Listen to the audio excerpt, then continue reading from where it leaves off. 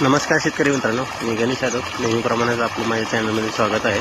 तर आज आपण आपल्या ऊसाच्या शेतीला मोकळं पाणी द्यायला लावले, म्हणजे पाटाद्वारे पाणी द्यायचं काम चालू आहे.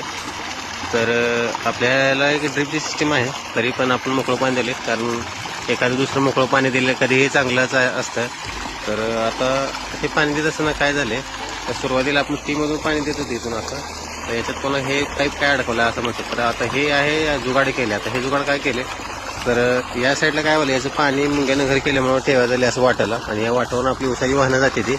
त्याच्यामुळे आपण काय केलं, एक छोटंसं जुगाड केलं. आता ते जुगाड काय केले ते तुम्हाला सांगतो मी.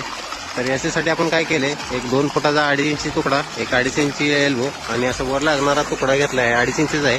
आता तो तुमच्या सोयीनुसार किती फूट घ्या, 3, 4, 5 घ्या.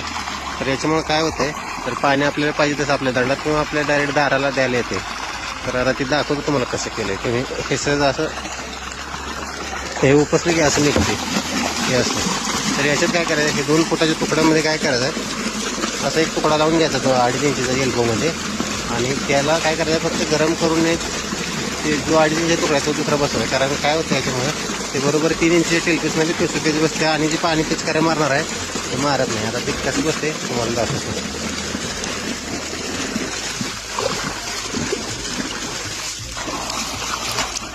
अशा प्रकारे सहज बसवलं तर ते बसून जाते. तर बरेच शेतकरी काय करतात, याला 3 इंची रिंग टेलपीस आणि 3 इंचीचा एल्बो परत वर बसवतात, व ते त्या एल्बोमधून पुन्हा 3 इंचीचा पाईप काढतात.